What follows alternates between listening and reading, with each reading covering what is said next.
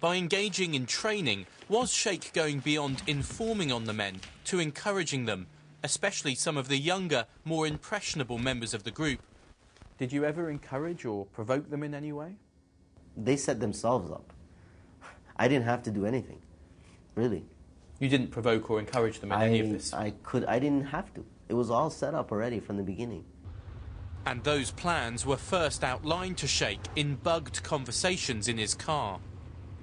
The grandiose plans to attack Parliament, behead the Prime Minister, these things were all caught on they were intercepted, right? Well, in your head, you're like, holy crap, did this guy just say what I think he said? Right? Like, you're wondering now, oh man, like, you see where this is going. Other members of the group had more realistic plans that were closer to fruition. It's alleged that the group discussed attacking a number of targets here in Toronto, including this building, the Stock Exchange, as well as the headquarters of the Canadian Intelligence Service and of the Canadian Broadcasting Corporation. But it was when the group tried to buy 3 tons of material that could be used as explosives that the police decided to act. They did have access to 3 tons of ammonium nitrate.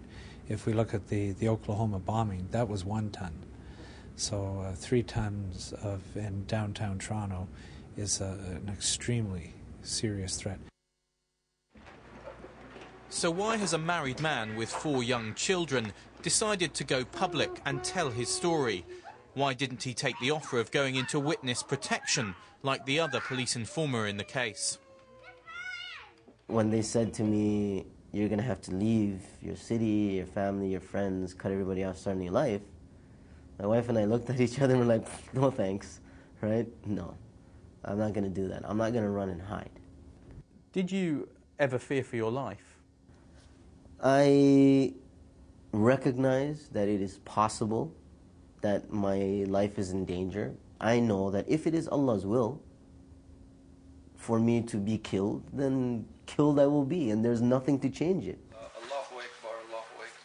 There have been some bitter exchanges within the Muslim community over Sheikh's role. Even those who support his actions question why he took $300,000 to act as an informer.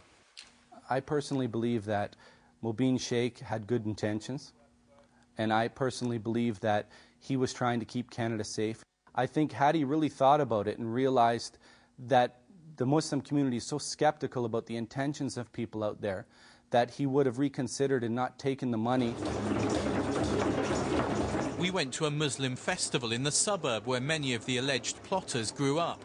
Young Muslims had some reservations about Sheikh's actions, but were broadly supportive.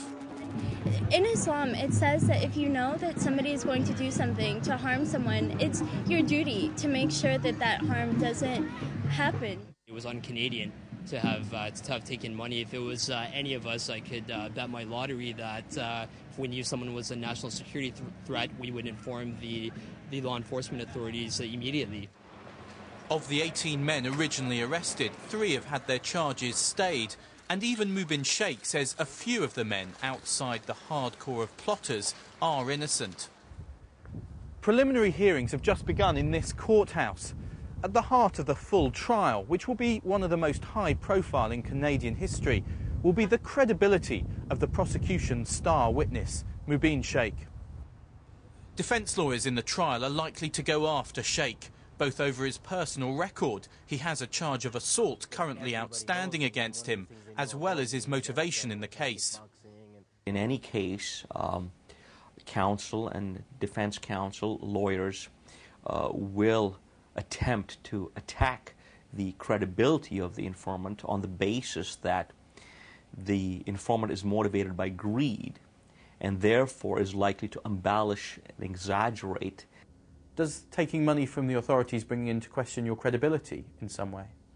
This was a full-time job. This is not something that I do extracurricular activities. This is not a part-time weekend thing. So what would you say if someone said you did it for the money? Well, that money for what I did, and especially the response and things that have come, it's just not worth that money. Canada's top counter-terrorism police officer told me that the use of informants is vital in such cases. If you're introducing someone into a select group of individuals within a small community, it is challenging. And it doesn't matter if it's we get into organized crime, into outlaw motorcycle gangs. They have certain tests that they try to get the individuals to perform to ensure that they're not police officers or agents of the police. For Mubin Shaikh, his cover is blown, but life goes on as he waits to take the witness stand. And he has no doubts that what he did was right. I didn't set them up. I didn't do it for the money. I didn't do it for the infamy, right? I swore by Allah. And what I ask of these brothers, if they're so hardcore jihadis, and they really believe in their cause, then also swear by Allah that you are not doing these things and that Mubin is a liar. Say it. There comes a point where you have to take responsibility and say, you know what, I cannot just turn a blind eye to this.